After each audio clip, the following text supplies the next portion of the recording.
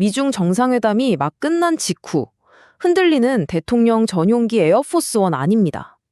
기자들에게 둘러싸인 트럼프 대통령이 즉흥적으로 아주 생생하게 회담 결과를 쏟아내고 있죠. 오늘 바로 그 혼란스러우면서도 정말 중요했던 순간을 하나하나 파헤쳐 보겠습니다.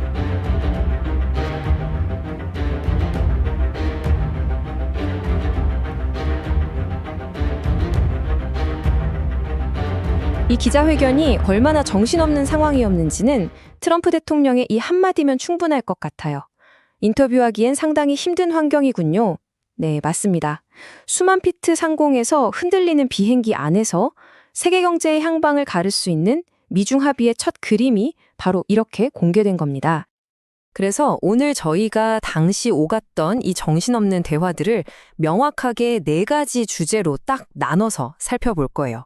먼저 미중 합의의 핵심 내용이 뭐였는지, 그리고 기술과 관세 문제는 어떻게 됐는지, 또 중국을 넘어선 다른 글로벌 이슈는 없었는지, 마지막으로 트럼프 대통령의 최종 평가까지 쭉 따라가 보겠습니다.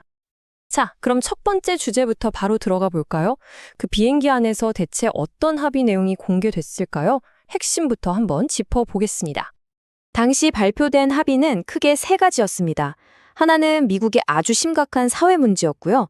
또 하나는 중국이 꽉 쥐고 있던 첨단 산업의 열쇠. 그리고 마지막은 미국 농가의 생계가 걸린 문제였죠. 하나씩 자세히 들여다볼게요. 첫 번째 합의는 바로 펜타닐 문제였습니다. 당시 미국이 이 펜타닐 중독 문제 때문에 엄청난 사회적 비용을 치르고 있었거든요.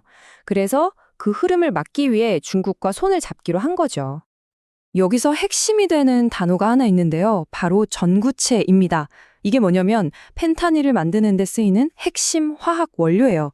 그러니까 중국이 약속한 건 바로 이 원료가 불법적으로 유통되는 걸 막겠다는 거였습니다. 트럼프 대통령은 시진핑 주석의 의지가 아주 확고했다고 거듭 강조했습니다. 유통을 막기 위해 매우 노력할 것이라는 이 한마디가 바로 중국 측 약속의 핵심이었던 거죠. 그렇다면 이 합의가 어떻게 가능했을까요? 역시 주고받기가 있었습니다. 미국은 펜타닐 문제와 관련해서 부과했던 특전 관세를 절반으로 깎아주고 그 대가로 중국은 전구체를 단속하겠다는 약속을 한 셈입니다. 펜타닐 말고도 중요한 합의가 더 있었어요. 중국은 첨단 기술의 비타민이라고 불리는 희토류에 대한 수출 통제를 1년 동안 안 하기로 했고요.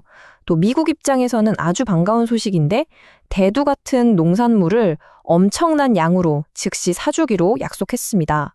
미국 농가로서는 정말 숨통이 트이는 소식이었겠죠.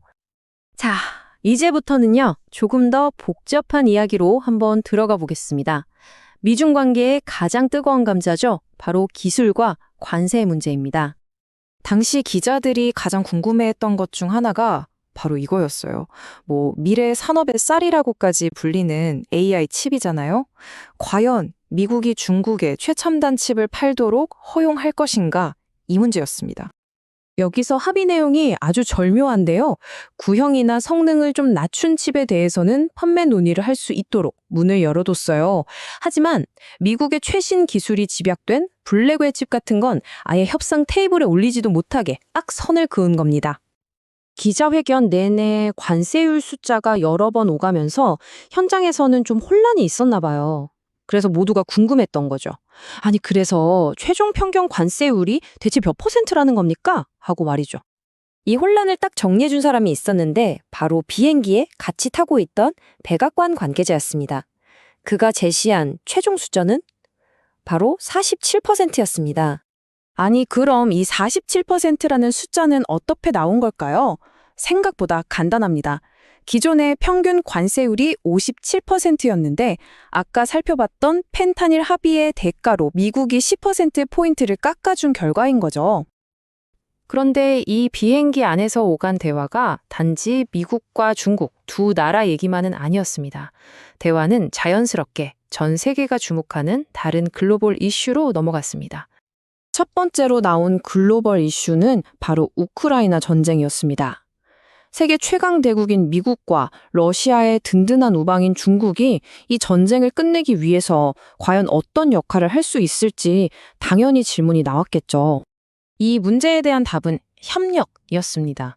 두 나라가 전쟁을 끝내기 위해 함께 노력하겠다, 이런 내용이었는데요. 사실 구체적인 계획이 빠진 다소 원론적인 수준의 합의라고 볼 수 있겠죠. 자, 이번에는요. 회담에서 나왔던 얘기가 아니라 아예 나오지 않았던 내용에 대한 질문입니다. 바로 미중 관계에서 가장 중요하고 또 민감한 현안 중 하나인 대만 문제였죠. 그런데 여기서 나온 트럼프 대통령의 대답이 정말 모두를 좀 놀라게 했습니다. 딱 한마디였죠. 전혀 언급되지 않았습니다. 미중 관계의 가장 민감한 뇌관이라고 할 수 있는 이 주제를 두 정상이 의도적으로 피했다는 걸 보여주는 대목이었습니다. 자, 그럼 이 모든 논의를 종합해서 트럼프 대통령 본인은 이번 회담에 대해 스스로 어떤 성적표를 매겼을까요? 마지막으로 직접 매긴 평가를 한번 들어보시죠. 그의 평가는 한마디로 열광적이라고 해야 할 것 같아요. 점수를 매겨달라는 질문에 10점 만점에 무려 12점을 주겠다고 했으니까요. 그만큼 이번 합의에 대해서 크게 만족했다는 뜻이겠죠. 그리고 이번 합의의 성격을 딱 보여주는 중요한 발언이 나옵니다.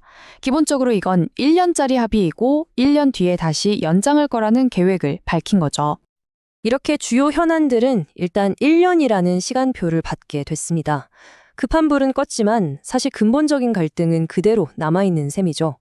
과연 이 1년이라는 시간은 두 나라에게 기회가 될까요? 아니면 더 큰 충돌을 앞둔 폭풍전야에 불과할까요? 이 질문을 마지막으로 남기면서 오늘 분석을 마치겠습니다.